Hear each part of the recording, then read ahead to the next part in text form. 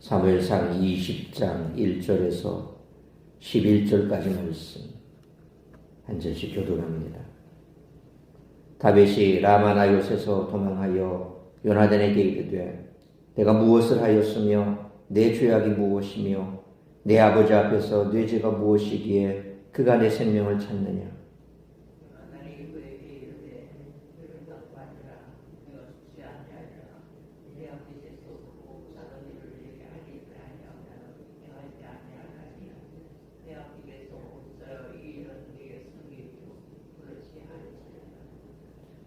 다윗이 또 맹세하여 이르되 내가 네게 은혜 받은 줄을 내 아버지께서 밝히 알고 스스로 이르기를 요나단이 슬퍼할까 두려운즉 그에게 이것을 알리지 아니하리라 하매니라. 그러나 진실로 여호와의 살아계심과 내 생명을 두고 맹세하노니 나와 죽음의 사이는 한 걸음뿐이니라.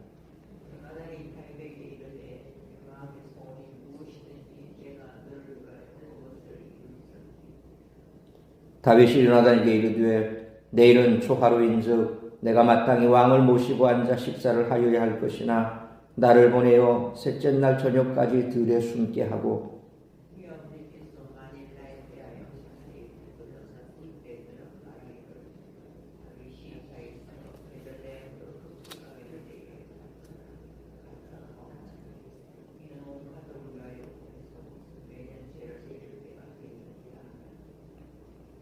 그의 말이 좋다 하면 내 종이 평안하려니와 그가 만일 노하면 나를 해하려고 결심한 줄을 알지니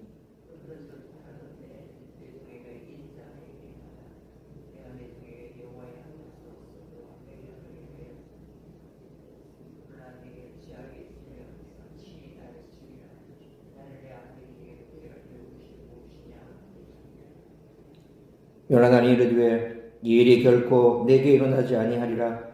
내 아버지께서 너를 해치려 확실히 결심한 줄 알면 내가 내게 와서 그것을 내게 이루지 아니하겠느냐 하니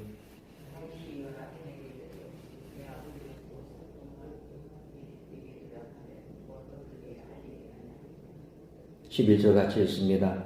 요나단이 다윗에게 이르되 오라 우리가 들로 가자 하고 두 사람이 들로 가니라. 아멘.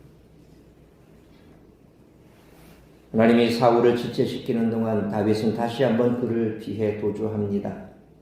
독자들은 다윗이 사울의 영향력이 미치지 않는 곳으로 갈 것을 예상합니다. 그러나 그는 다시 기부하러 와서 요나단을 만납니다. 호랑이 굴로 들어간 것이나 다를 바 없는 행동이었습니다. 자칫 요나단의 움직임이 사울의 정보원들에게 감지되고 또 그것은 곧바로 사울에게 보고되어 매우 위험한 상황으로 치달을 수 있었기 때문입니다. 그러나 다윗은 요나단을 믿고 있었습니다.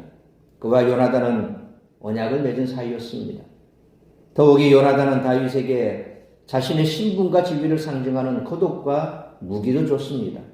이처럼 요나단은 다윗이 하나님께 왕으로 기름 부음 받은 사람임을 인정했습니다. 그러니 적어도 다윗은 요나단을 의심하지 않았습니다. 하지만 오늘 본문에서 다윗은 자신이 얼마나 위험한 처지에 놓여 있는지를 역설하면서 요나단에게 자기 안전을 확보해 달라고 요청했습니다. 이는 사울이 얼마나 집요하게 자신을 체포하여 죽이려 하는지 벌써 4차례나 표명이 있기 때문입니다. 2번은 사울 앞에서 수금을 타다가 공격당했고, 한 번은 자기 집으로 사울이 암살자를 보냈으며 또 한 번은 사무엘의 고향으로도 그러했습니다. 사울의 아들인 요나단은 부자간의 도리보다 하나님의 선택을 더 중요하게 여겼기 때문에 다윗과 맺은 언약에 대한 자신의 도리를 거듭 강조했습니다. 이제 과연 둘 사이의 언약 관계가 사울의 집착에 어떤 작용을 할지 독자들로 하여금 긴장하게 하고 있습니다. 고난과 환난 중에 낙심해 있을 때 누군가 우리 이야기를 들어주고 공감해 준다면 매우 큰 위로와 힘이 될 것입니다. 다윗에게는 요나단이 바로 그런 사람이었습니다. 둘의 관계는 한쪽이라도 왕권을 탐한다면 유지될 수 없었던 그런 위태한 관계였기도 했습니다.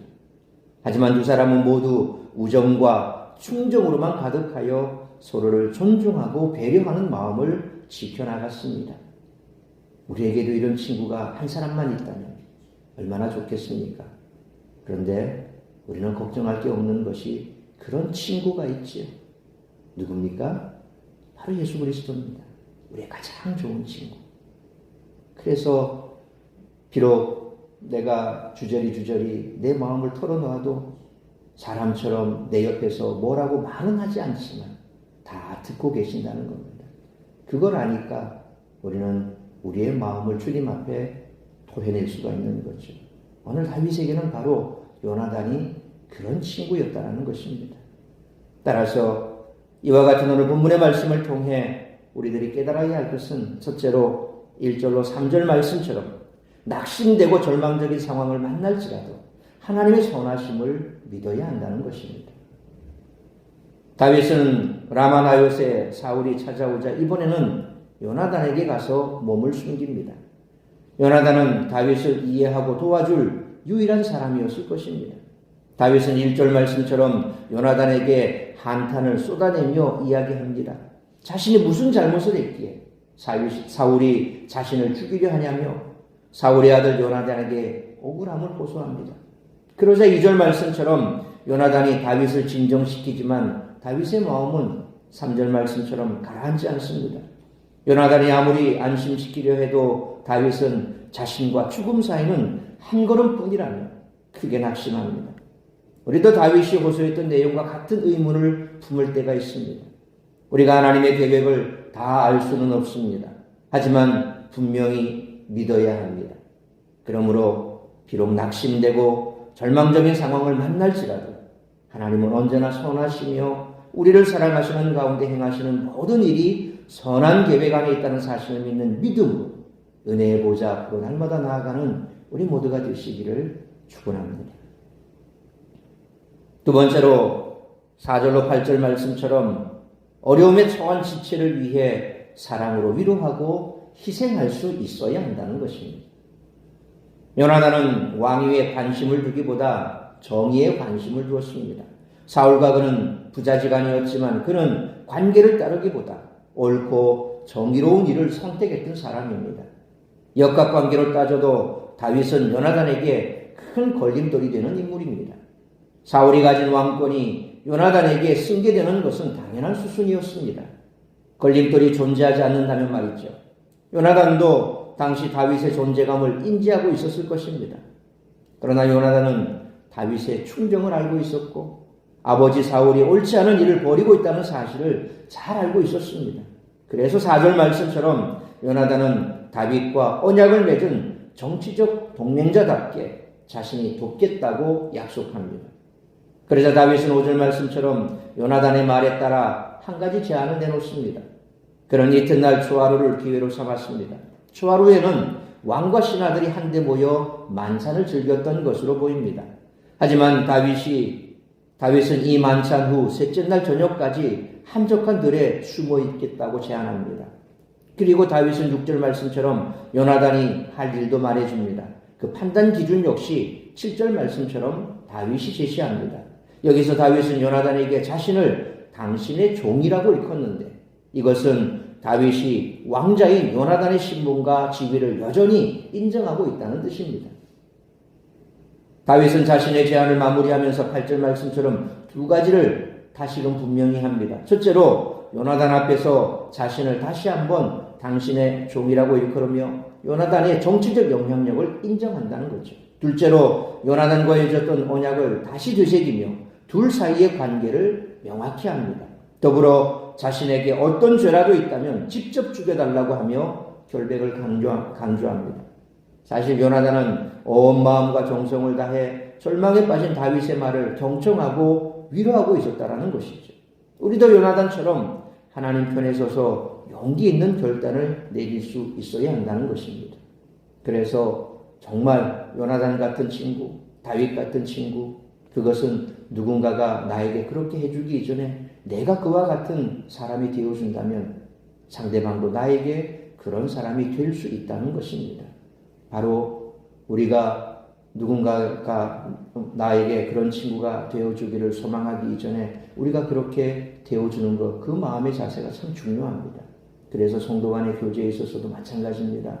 나에게는 친구가 없어라고 그렇게 한탄할 것이 아니라 내가 바로 그런 믿음의 동력자가 되어준다면 믿어주고 이해해주고 품어주고 경청해주고 그래서 위로해준다면 언젠가는 그도 나에게 그런 사람이 되어줄 것이고 뿐만 아니라 그가 나에게 그런 사람이 되었다면 또 그 사람은 다른 누군가에게 똑같이 가서 내가 했던 것처럼 누군가를 품어주고 들어주고 그리고 또 예수 그리스도의 마음으로 그에게 그와 같은 친구가 되어준다는 겁니다. 이게 바로 선순환입니다. 내가 그렇게 행하면 그런 일들은 계속 반복됩니다.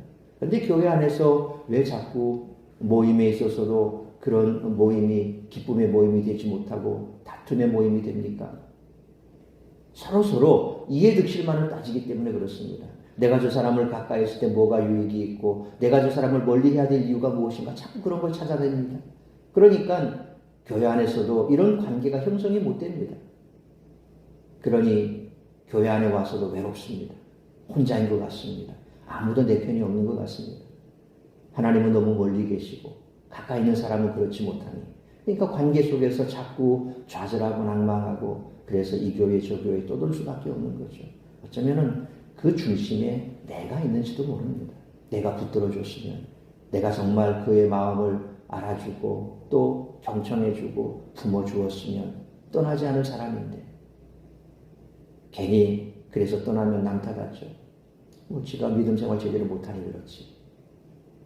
교회는 그런 곳입니다. 사람이 모여있는 곳이고 하나님 아버지가 계시지만 하나님 아버지가 안 계신 곳이 어디 있습니까? 저기 가도 계시고 여기 가도 계시고 우주에 편만한 분이신데 그런데 그렇게 자꾸 핑계댈 것이 아니라 오늘 요나단과 다윗처럼 내가 정말 그런 관계의 사람을 내가 되겠다라고 마음먹으면 달라지기 시작합니다. 내가 바뀌면 달라집니다.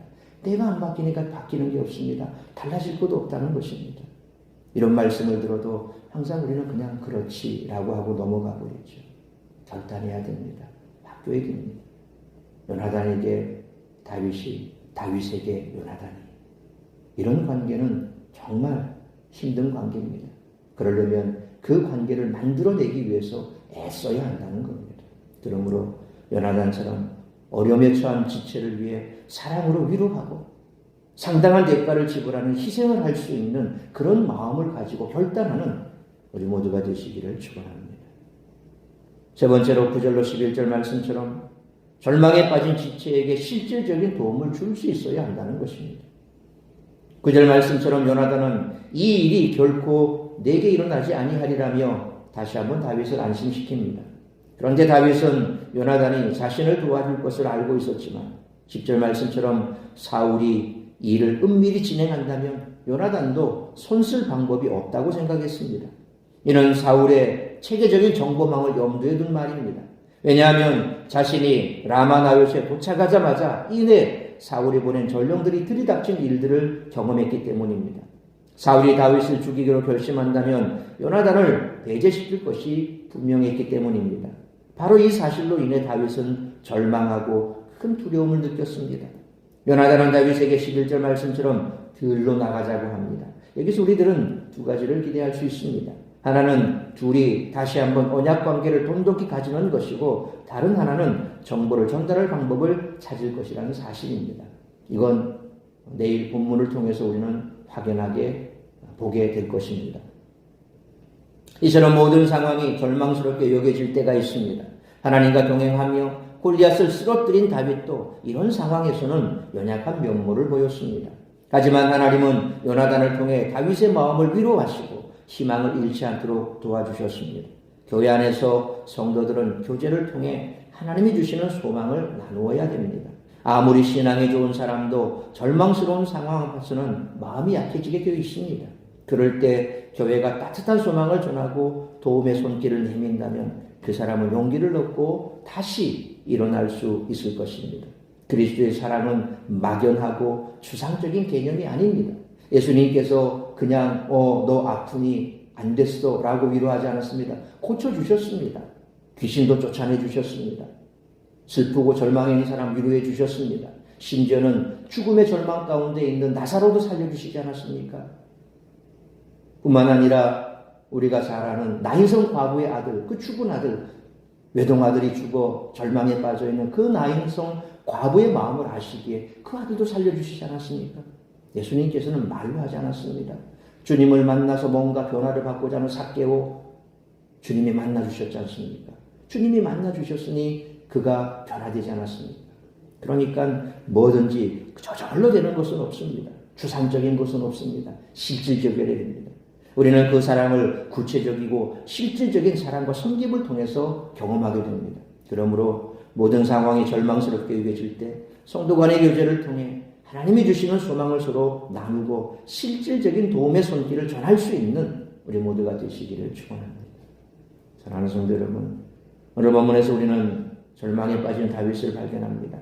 다윗의 연약한 모습이 낯설게 느껴지기도 하지요. 골리앗 앞에서 얼마나 담대했습니까? 그런데 오늘 아무것도 일어나지 않았지만 그러나 그를 쫓아오는 사울의 그 위협 앞에서 다윗은 절망합니다.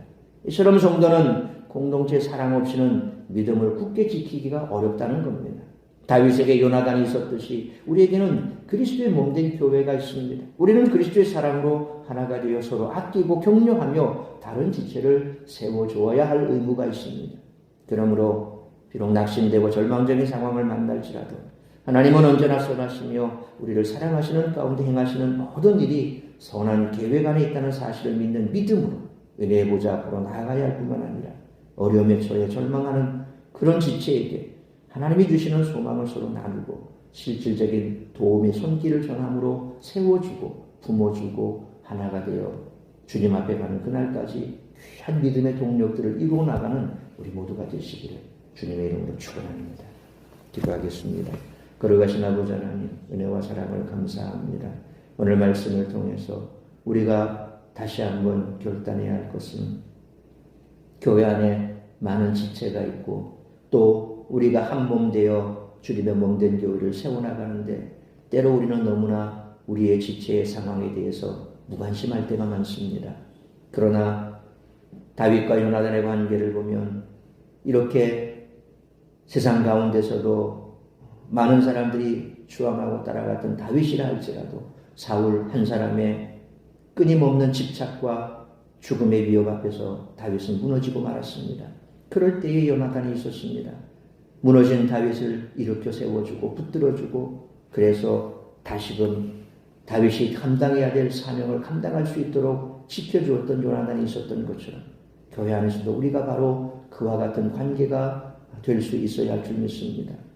마치 바울을 추천하여 세워주었던 바나바처럼 우리가 교회 안에서 그와 같은 관계를 형성하고 그와 같은 관계를 만들어내지 못한다면 역시나 세상이나 교회나 다를 바가 없다는 것입니다. 사람이 모인 곳은 똑같습니다.